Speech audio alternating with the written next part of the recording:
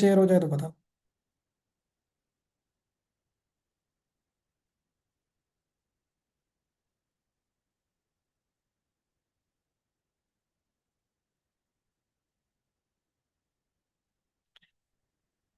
7:10 हो गई screen share.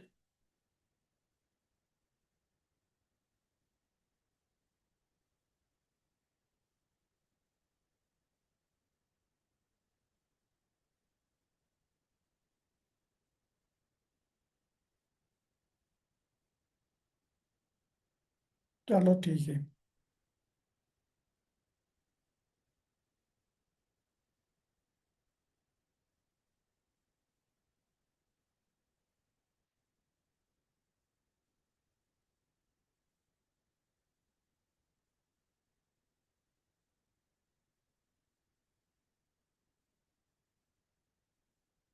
अच्छा, यहाँ तक हमने किया था क्लास एक्टिनोबैसिलोसिस तक।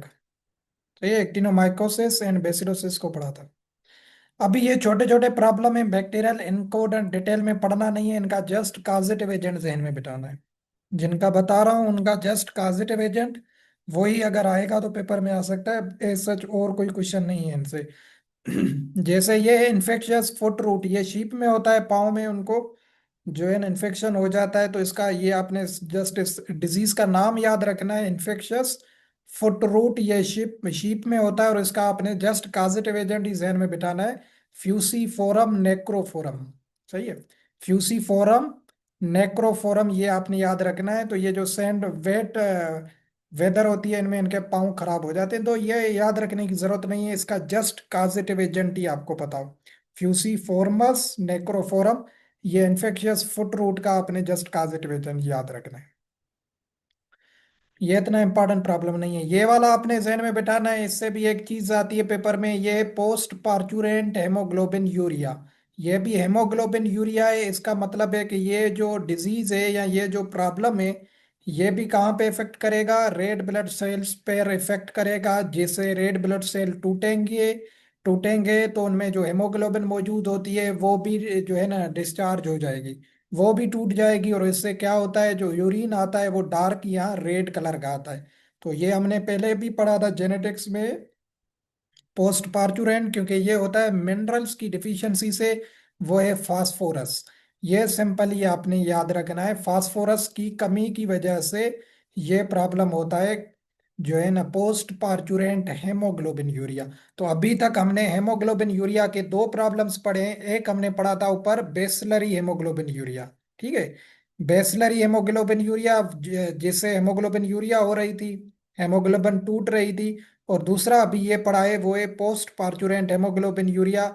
इसमें भी क्या होता है कि हेमोग्लोबिन यूरिया हो जाता है, जो यूरिन आता है वो डार्क या रेड कलर का आता है, क्योंकि रेड ब्लड सेल टूट जाते हैं। तो ये किससे होता है, सिंपली आपने याद रखना है, फास्फोरस की डिफिशियंसी की वजह से। बाकी इसकी साइंस वगैरह इम्पॉर्टेंट नहीं है इतनी, बस ये आपने जस्ट सिंपल याद रखना है कि ये फास्फोरस की कमी है। ये बेसलरी, और इसमें कंफ्यूज नहीं होना है, मैं इधर ही बता रहा हूँ। ये है बेसलरी हेमोग्लोबिन यूरिया जो हमने ऊपर पढ़ा था, जो हो रहा था क्लोस्ट्रीडियम हेमोलाइटिकम से। ठीक है, और ये है पोस्ट पार्चुरेंट जो हो रहा है फास्फोरस की डिफिशियंसी की वजह से। ठीक है, तो ये आपने याद रखना है। तो इससे भी हेमोग्लोबिन यूरिया हो रही है, तो ये दूसरा प्रॉब्लम है।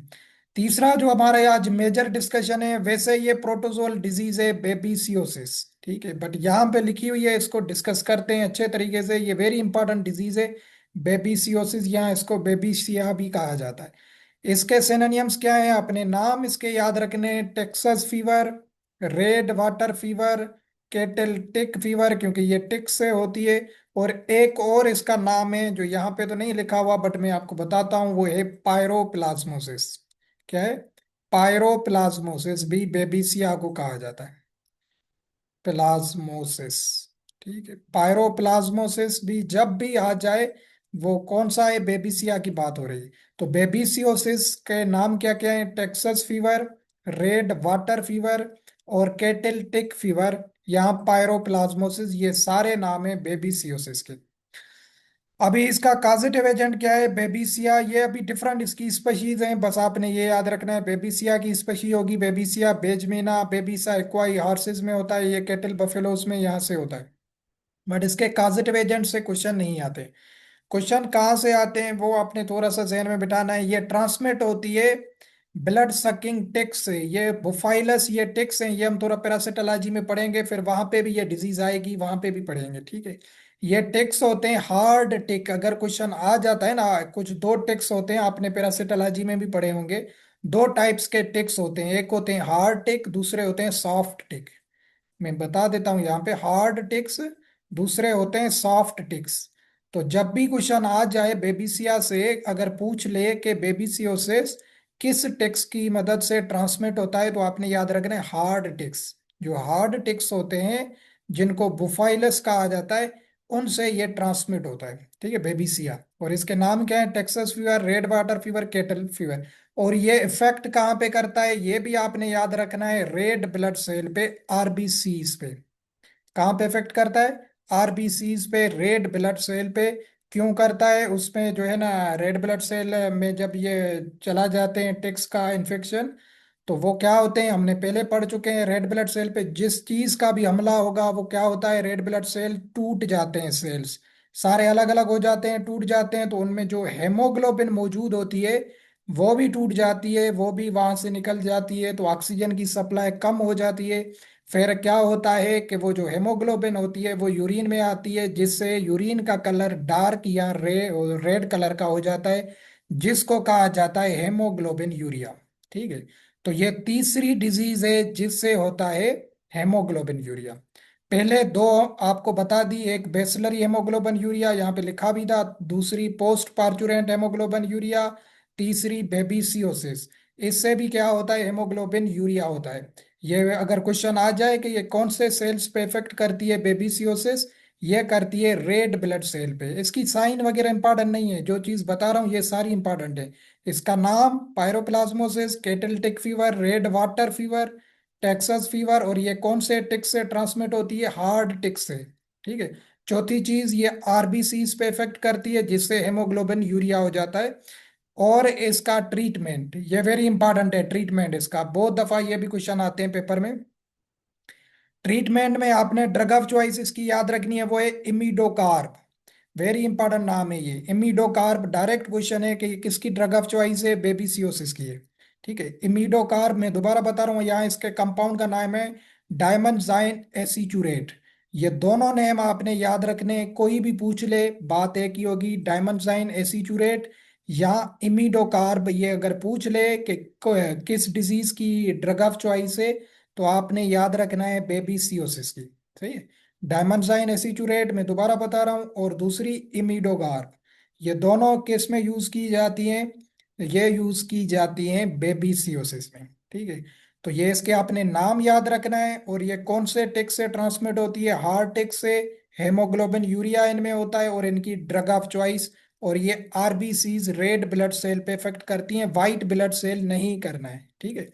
अगर दे देना कि कौन से ब्लड सेल, ऑप्शन में दे देगा red blood cell, white blood cell या प्लेटिलेट्स, तो आपने याद रखना है ये आरबीसीज पे इफेक्ट करती है, इसलिए ही हेमोग्लोबिन यूरिया होता है, ठीक है। तो ये यहां से रखना। अभी आपने तीन डिजीजेस मैंने आपको बताई हैं जिससे हेमोग्लोबिन यूरिया होता है, और ये 2025 में क्वेश्चन आया था, अभी आपको दिखाता हूँ इंशाल्लाह, अभी आप खुद कर लेंगे। ये वैसे मैंने ग्रुप में एक दफा भेजा भी था, 2025 में। देखना क्वेश्चन क्या दिया था। अभी ये देखो ना, ये कंसेप्ट ये होता है, ये डायरेक्ट क्वेश्चन नहीं था, किसी भी बुकलेट से क्वेश्चन नहीं था ये। 11 नंबर क्वेश्चन ये देखिएगा, ये आपको माउस नजर आ रहा होगा। 11 नंबर क्वेश्चन में कह रहा है कि haemoglobinuria occurs in all of the following diseases except, ठीक है। कहने का मतलब क्या है कि हेमोग्लोबिन यूरिया सारी डिजीजेज में होता है, किस में नहीं होता है? यहाँ पे तो ऑप्शन आपको टिक नजर आ रहा होगा। नंबर 1 है पायरोप्लाज्मोसिस। अगर आपको नाम पता नहीं होगा, बेबीसिया को पायरोप्लाज्मोसिस भी कहा जाता है, तो आप इसमें कंफ्यूज हो सकते थे। डी, वेरी गुड, ठीक है। पायरोप्लाज्मोसिस मतलब बेबीसिया में भी होता है हेमोग्लोबिन यूरिया। बेसलरी हेमोग्लोबिन यूरिया, इसमें भी होता है, ये हमने पढ़ा है, क्लोस्ट्रीडियम हेमोलैटिकम से होता है। तीसरा पोस्ट पार्चुरेंट हेमोग्लोबिन यूरिया, इसमें भी होता है, और ये किससे होता है? फास्फोरस की डिफिशियंसी से होता है। और लास्ट ब्लैक क्वार्टर, देखें ब्लैक क्वार्टर हम डिजीज पढ़ चुके हैं, ये ऑप्शन में जो दिया हुआ है।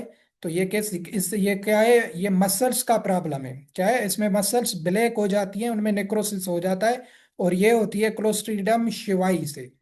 ठीक है। यहाँ पे नेक्स्ट क्वेश्चन 12 नंबर आप देखें, which one of the following is the primary cause of black leg. यहाँ पे देखें इसने ब्लैक लेग इस्तेमाल किया है, और डी ऑप्शन में ऊपर वाले उसमें क्वेश्चन में इसने ब्लैक क्वार्टर यूज किया है। देखो मैंने इसलिए कहा था नाम इनके इंपॉर्टेंट होते हैं वेरी वेरी, ताकि बच्चे कंफ्यूज हों। और ब्लैक लेग का हम तो पढ़ चुके हैं ना, बैक्टीरियल डिजीज है। आप ऑप्शन में उसने नाम नहीं पूछा है, वायरस, बैक्टीरिया, प्रोटोजोआ या फंजी।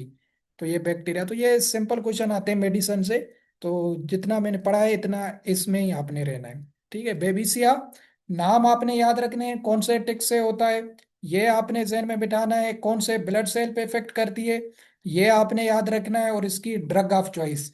तो इनका जो पैरासाइट होता है वो एंटर होता है थ्रू ब्लड, जहाँ पे ब्लड सेल को वो डैमेज करता है। तो जाहिर है फिर एनीमिया भी होगी ना, एनीमिया भी हम पढ़ चुके हैं ना कि क्या होती है, जब एनिमल वीक हो जाता है या रेड ब्लड सेल की डिस्ट्रक्शन हो जाती है तो उसको एनीमिया कहा जाता है। हेमोग्लोबिन यूरिया होता है, आईज का कलर चेंज हो जाता है येलो कलर, जिसे जॉन्डिस कहा जाता है, फीवर होगा, ये चीजें सारी होंगी। बाकी सिम्टम्स वगैरह याद रखने की जरूरत नहीं है। फिर हम आते हैं ग्लैंडर पे। ये वेरी इंपॉर्टेंट डिजीज है ये वाली भी। ग्लैंडर्स ये होती है हॉर्सेस में। यहाँ से क्या क्या क्वेश्चन इंपॉर्टेंट हैं वो हम समझते हैं। सबसे पहले ग्लैंडर ये होती है हॉर्सेस में, बता दिया। ये इसका काजिटिव एजेंट क्या है, वेरी इंपॉर्टेंट है, सीडोमोनास मेलाई। सीडोमोनास मेलाई जो है इसका काजिटिव एजेंट है। यहाँ इसका जो है ना और नाम भी आता है सीडोमोनास का, वो भी लिख लें, क्योंकि कभी कभी वो नाम चेंज कर दे तो टेंशन वाली बात नहीं होनी चाहिए। उसको कहा जाता है बर्खोल डेरिया। बर्खोल डेरिया अपने जहन में बिठाना है। ये सेम चीज है, बर्खोल डेरिया मेलाई।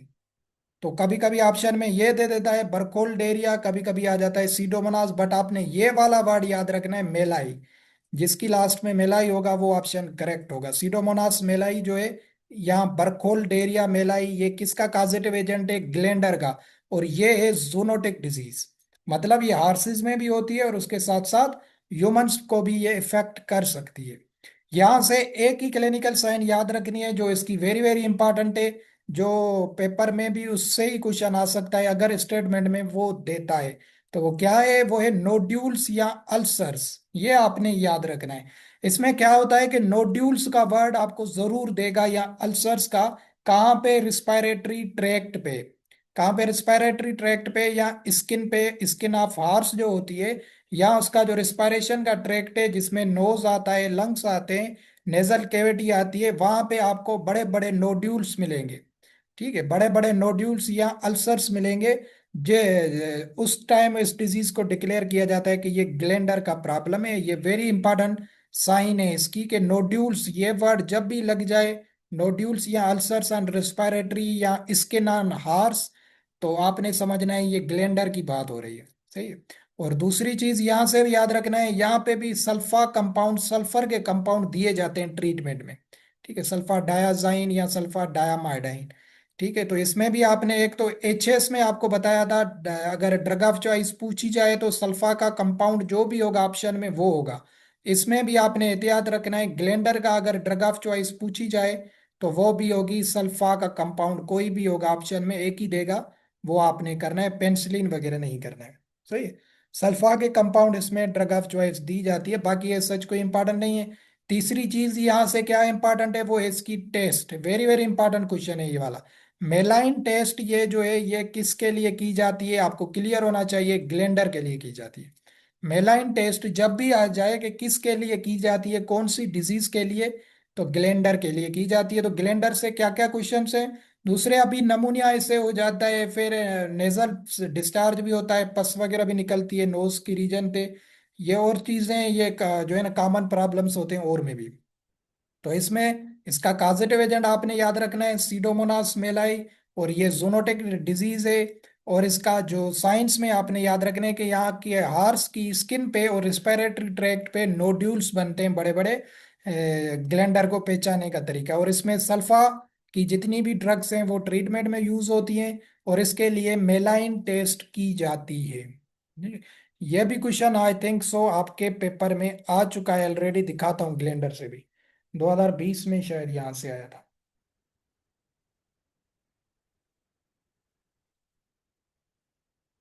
तो जितने बताता हूँ वो आपने थोड़े जहन में बिठाने हैं ताकि क्वेश्चन आ जाते हैं। अभी 2020 है ना, 2025 में 3 क्वेश्चन A to Z आए थे। ठीक है, तो इसलिए पास पेपर हमारे किए हुए होंगे तो आपको वो, इसलिए जो पढ़ाता हूँ वो दिखाता भी हूँ आपको। 66 नंबर क्वेश्चन पे फोकस करें। Mallein test is employed for the diagnosis of, ठीक है, ट्यूबरकुलोसिस नो, और glanders B option, C Johne's disease none of this. किस में होती है मेलाइन टेस्ट? आपको अभी बता दिया, ग्लैंडर्स में की जाती है। ग्लैंडर्स का जो प्रॉब्लम है हॉर्स का, उनमें ये मेलाइन टेस्ट की जाती है। तो ये आपका क्वेश्चन यहाँ पे क्लियर होना चाहिए ग्लैंडर से रिलेटेड, कि मेलाइन टेस्ट। बाकी इसकी कंपोजिशन याद नहीं रखनी, किस तरीके से इंजेक्ट किया जाता है, नो, बस ये आपको पता हो कि मेलाइन टेस्ट ग्लैंडर के लिए की जाती है। और ये हार्सिस में प्रॉब्लम होता है। हार्सिस के अभी तक हम जो एग्जैक्ट प्रॉब्लम पढ़ चुके हैं, दो पढ़ चुके हैं, एक स्ट्रेंजल, दूसरा ये ग्लेंडर। ठीक है, ये आपने याद रखना है। फिर आता है एक और प्रॉब्लम बैक्टीरियल, वो है कंटेजियस कैप्राइन प्लूरो नमूनिया, जिसको CCP कहा जाता है। ये नाम आपने जहन में बिठाना है। केप्राइन वर्ड आपको पहले भी बता चुका हूं, ये गोट से रिलेटेड है। किससे रिलेटेड है? केप्राइन वर्ड लाइव स्टॉक वाले चैप्टर में पढ़ा था कि ये गोट से रिलेटेड है। तो आपने समझना है कंटेजियस केप्राइन प्लूरो नमूनिया, ये लंग्स का प्रॉब्लम है। तो ये किस में होता है? सिर्फ गोट्स में होता है। आपने केटल वगैरह नहीं करना है, ठीक है, सिर्फ गोट में ये होता है। तो इसलिए आप इसके नाम से भी पहचान सकते हैं कंटेजियस। तो इसका भी आप जस्ट वो याद रखें, काजेटिव एजेंट क्या है? माइकोप्लाज्मा कैप्रिक्यूलम। माइकोप्लाज्मा कैप्रिक्यूलम, ये क्वेश्चन कभी नहीं आया है। तो ये इसमें भी क्या है, रिस्पायरेटरी प्रॉब्लम्स होते हैं, कफ वगैरह होता है। एनिमल जो है ना थोड़ा सा वो हो जाता है, साइड पे हो जाता है, जैसे आइसोलेट उस केस में हो जाता है। फीवर वगैरह भी होता है। तो ये इसका और चीजें याद रखने की जरूरत नहीं है, बस आपको पता हो। ये आपको कंफ्यूज करने के लिए दे सकता है कि गोट में, केटल में, शीप में, ऑल ऑफ दीज। तो आपने ये एक ही बात पे अटक जाना है कि कंटेजियस केप्राइन पिल्यूरो नमूनिया ओनली गोट में होता है। और दूसरा है कंटेजियस बोआइन प्लूरो नमूनिया, इसको कहा जाता है CBP। ठीक है, ये होता है माइकोप्लाज्मा माइक्वाइड से। कंटेजियस बोआइन प्लूरो नमूनिया माइकोप्लाज्मा माइक्वाइड से होता है, और केप्राइन होता है कैप्रिक्यूलम से। तो ये जो होता है ये इफेक्ट करता है कैटल को, बोआइन को। ठीक है, कैटल्स की जितनी भी स्पीशीज हैं उनको ये इफेक्ट करता है कंटेजियस, क्योंकि ये नाम से ही जाहिर है। बट ये इतना इंपॉर्टेंट दोनों क्वेश्चन नहीं है, इसके कॉजेटिव एजेंट आ सकते हैं, बाकी ये सच कोई यहाँ से इंपॉर्टेंट चीज नहीं। तो ये इसका कैप्राइन का माइकोप्लाज्मा कैप्रिक्यूलम और बोआइन का माइकोप्लाज्मा माइक्वाइड्स होता है।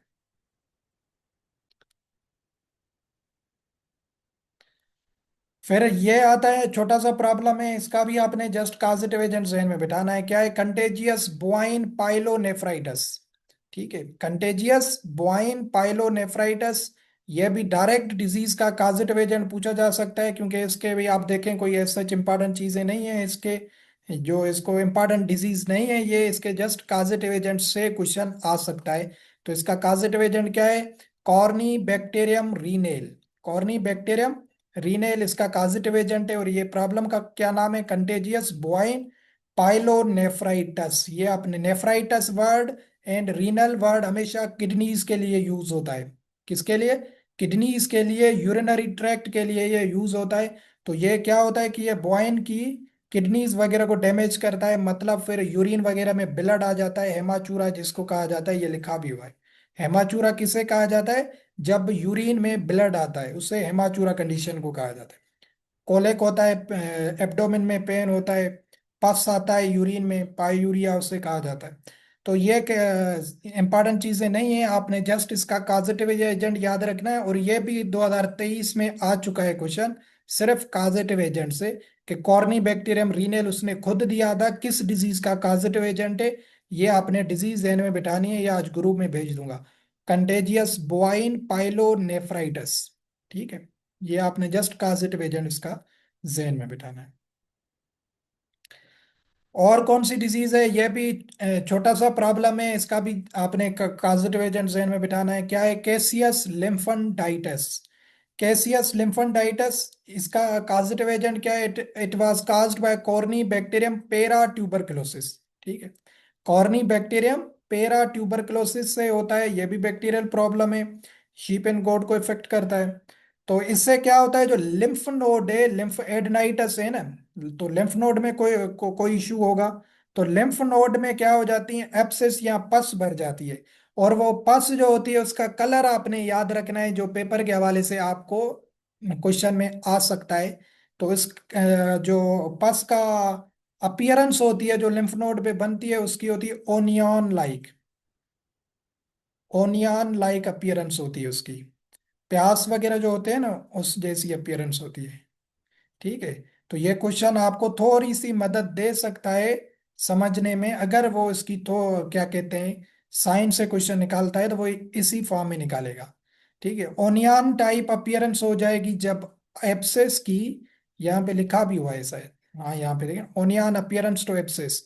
तो ये कौन सी डिजीज होती है, केसियस लिम्फ एडेनाइटस, जिसका काजेटिव एजेंट है कॉर्नी बैक्टीरियम पेरा ट्यूबरकुलोसिस। ठीक है, ये टीबी वाली नहीं है बात, जैसे हमने जोन्स डिजीज और वो पढ़ी तो वो माइको बैक्टीरियम से था। ये कॉर्नी बैक्टीरियम पेरा ट्यूबरकुलोसिस, इसका भी आपने काजेटिव एजेंट याद रखना है। अगर क्वेश्चन और डिटेल में आता है तो ये इस लाइन से आ सकता है कि ओनियन अपीयरेंस जब एब्सेस की हो जाती है तो ये किस डिजीज में होता है, ये होता है केसियस लिम्फ एडेनाइटिस में।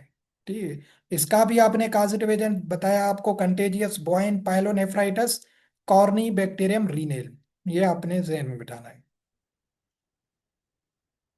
फिर लास्ट यहाँ पे जो बैक्टीरियल डिजीज दी हुई है वो है लिस्टेरियोसिस, वेरी इंपॉर्टेंट डिजीज है, काफी दफा ये भी पेपर में आई है। लिस्टेरियोसिस 2023 में भी आ चुकी है, 2020 में भी यहाँ से क्वेश्चन आया है।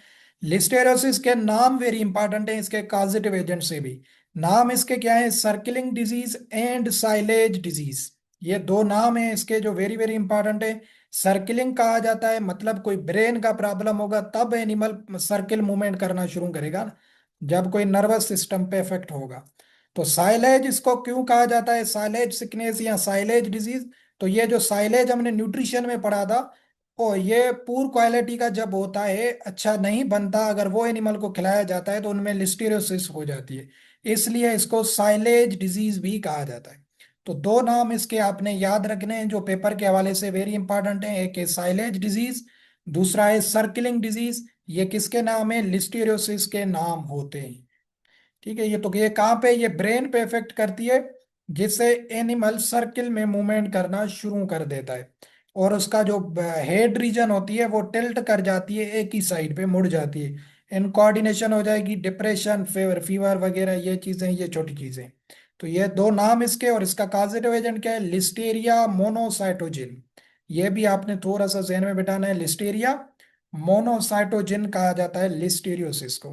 तो इसके तीन चीजें आपने जहन में बिठानी है, सर्किलिंग डिजीज, साइलेज डिजीज, और इसका कॉजेटिव एजेंट क्या है, लिस्टीरिया मोनोसाइटोजिन बताया आपको, इसमें एनिमल सर्किल में मूवमेंट करना शुरू करता है, हेड उसका टिल्ट कर जाता है एक ही जगह, डिप्रेशन में चला जाएगा, इनकोऑर्डिनेशन हो जाएगी, जो है ना मूवमेंट वगैरह वो नहीं कर पाएगा, वॉक वगैरह वो नहीं कर पाएगा इस डिजीज में, लिस्टीरियोसिस में। सलाइवा वगैरह ज्यादा सीक्रेट होती है। तो ये फॉर्म्स भी दिए हुए हैं, इंसेफलाइटिस है, ब्रेन पे सबसे ज्यादा नेक्रोसिस, टिश्यूज वगैरह की डैमेज हो जाते हैं, तो ब्रेन का इशू है, इसलिए इसको सर्किलिंग कहा जाता है। सेप्टिसेमिक फॉर्म भी इसका होता है, सेप्टिसीमिया किसे कहा जाता है, कि जब बैक्टीरिया ब्लड में एंटर होता है तो उस वो क्या करता है, वो इन्फेक्ट करता है ब्लड सेल्स को, जिसको सेप्टिसीमिया कहा जाता है। फिर अबॉर्शन भी इससे होता है, हमने रिप्रोडक्शन का चैप्टर पढ़ा था एनिमल रिफ्रेशर में, वहां पे आपको बताया था ये लिस्टेरोसिस भी थर्ड ट्राइमेस्टर में अबॉर्शन सम केसेस करवाती है। ठीक है, और मेस्टाइटस में भी ये जो है ना हेल्प करती है, मेस्टाइटस का अगर कोई प्रॉब्लम हो जाता है तो ये क्या है, लिस्टेरोसिस, इसे और चीजें इतनी नहीं आएंगी, या इसका नाम आ सकता है सर्किलिंग डिजीज एंड साइलेज डिजीज, किसको कहा जाता है, लिस्टेरोसिस को, और इसका काजेटिव एजेंट लिस्टेरिया मोनोसाइटोजेन इसको कहा जाता है। ठीक है, तो ये थी ओवरऑल बैक्टीरियल डिजीज हमारी, जो मेजर मेजर हैं पेपर में आती हैं, यहाँ से आते हैं क्वेश्चंस। ठीक है, तो क्या क्या थी, इनके नाम आपने जरूर जहन में बिठाने हैं, मेस्टाइटस हमने पढ़ा, स्ट्रेंजिल हमने पढ़ा, एंथ्रेक्स, टेटनस, ब्लैक लेग, और उसके साथ जो है ना ब्रूसलोसिस, टीबी, दोनों, एक माइकोबैक्टीरियम ट्यूबरकुलोसिस, दूसरी जोन्स डिजीज। और उसके साथ एक्टिनोमाइकोसिस, बेसिलोसिस, और ये छोटे छोटे और प्रॉब्लम ग्लैंडर। ठीक है। बेसलरी हेमोग्लोबिन यूरिया, लिस्टेरियोसिस, ये सारे क्या है? ये बैक्टीरियल प्रॉब्लम्स। ये इसलिए बता रहा हूँ क्योंकि एक दो बार क्वेश्चन काफी दफा आया है कि वो कोई भी प्रॉब्लम देता है, कहता है कि वायरल प्रॉब्लम कौन सा होगा केटल में, गोट में। तो ऑप्शन में डिजीजेस के नाम देता है। तो डिजीजेस के नाम तब आपको समझ आएंगे जब आपको ये क्लियर होंगे कि कौन सी बैक्टीरियल है, कौन सी वायरल है। तो वो कम से कम आपके कुछ ऑप्शंस वहां पे क्लियर हो जाएंगे कि भाई ये तो नहीं हो सकता, ये बैक्टीरियल प्रॉब्लम है। ठीक है। तो इस तरीके से ये आपको नाम थोड़े बहुत आने चाहिए कि बैक्टीरियल कौन से हैं, वायरल कौन से। अब यहाँ पे इनकी चार्ट दिया हुआ है वायरल का। हम तो पढ़ते हैं कहाँ पे? थ्योरी में पढ़ते हैं वायरल डिजीजेस। ठीक है। वायरल डिजीज आज 9 मिनट है, इसको जितनी हो सकी वो पढ़ते हैं।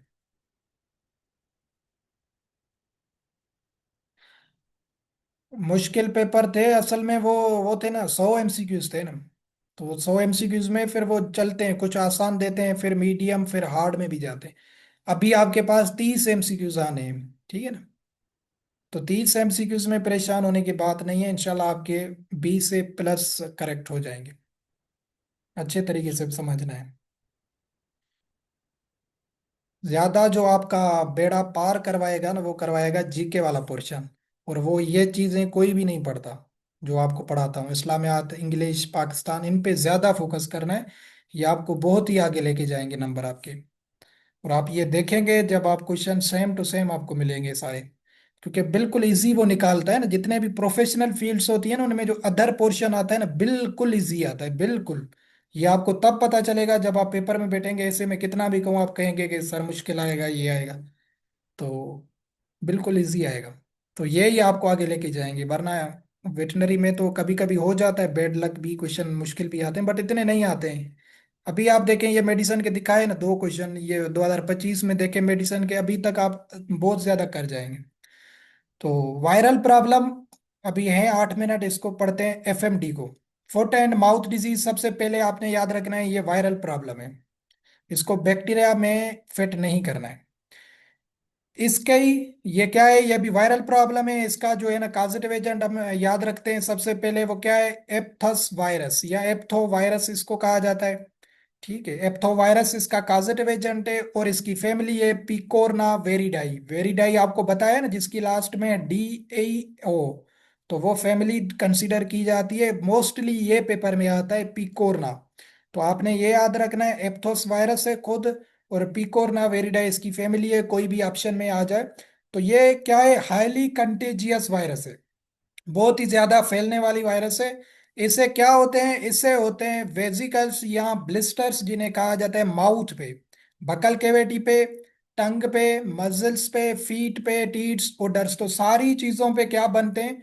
नोड्यूल्स या अल्सर्स वगैरह, या जिनका फॉर्म होता है वेजिकल्स जिनको कहा जाता है, या ब्लिस्टर्स कहा जाता है, ये वहां पे बनना शुरू हो जाते हैं। ठीक है। कहाँ कहाँ पे बनते हैं? मुंह पे बनते हैं, उसके साथ फीट पे बनते हैं, उसके साथ साथ उडर्स पे भी ये देखे जाते हैं। तो ये एफएमडी होती है, हाईली कंटेजियस है। इसका कॉजेटिव एजेंट आपने याद रखना है, एप्थस वायरस पिकोरना वेरिडाई। तो क्या हो जाएगा? अभी इससे जाहिर है वो खा पी भी नहीं सकेगा, और उसके साथ मिल्क प्रोडक्शन भी लो हो जाती है। बाकी इसकी जो है ना, ऐसा इंपॉर्टेंट चीजें नहीं है, एक दो चीजें आपने जहन में बिठानी है। एक चीज ये वाली याद रखनी है, अभी मोर्बिडिटी कहा जाता है सिकनेस को, मूड ऑफ सिकनेस को।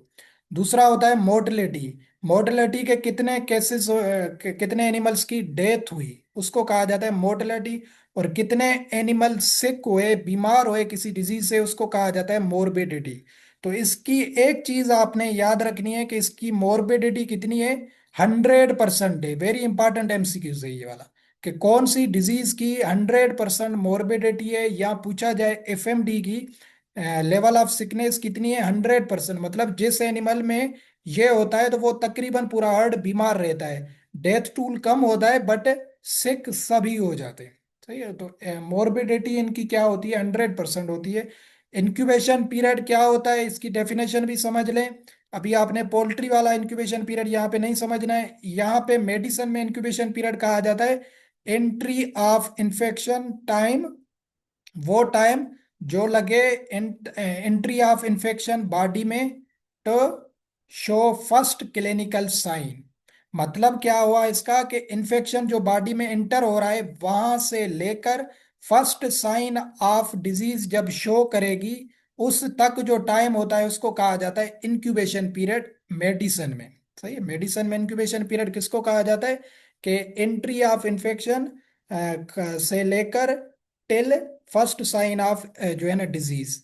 जैसे अगर किसी फॉर सपोज एनिमल में कोई इन्फेक्शन एंटर होता है वहां से लेकर फर्स्ट साइन जब उसमें शो होती है उस तक जो टाइम पीरियड होता है उसको इंक्यूबेशन पीरियड कहा जाता है। सही है? ये आपने याद रखना है और ये डेफिनेशन भी आपने जेन में बिठानी है। इसका कितना होता है 2 से 8 दिन, बट ये वहां पे जो मुबशर वाली मेडिसिन में इंक्यूबेशन पीरियड की लिस्ट है वहां से हम पढ़ेंगे इंपॉर्टेंट डिजीजेस के।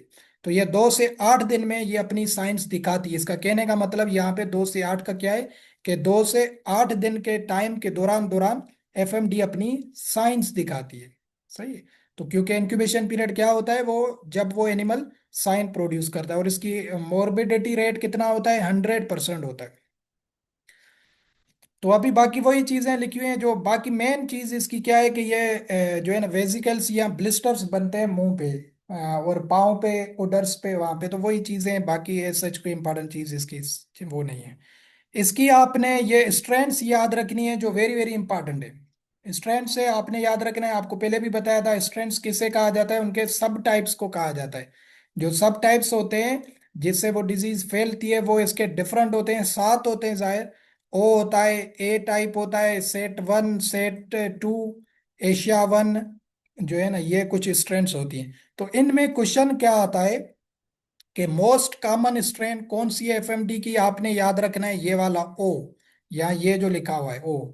जो ओ टाइप होता है एफएमडी का ये बहुत ही खतरनाक होता है और मोस्ट कॉमन होता है।